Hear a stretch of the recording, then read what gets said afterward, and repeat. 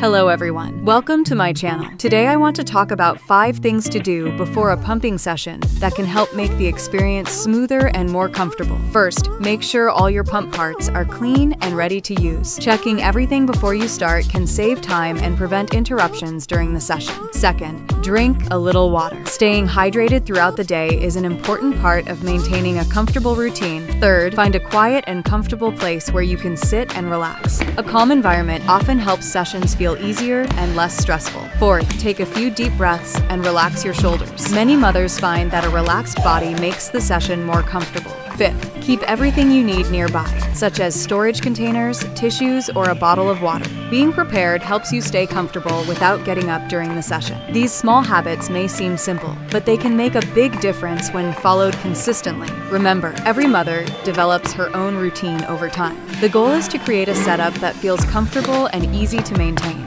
With preparation, consistency, and a calm approach, pumping can become a smooth part of your daily schedule. If you found this video helpful, please subscribe to the channel. See you in the next video.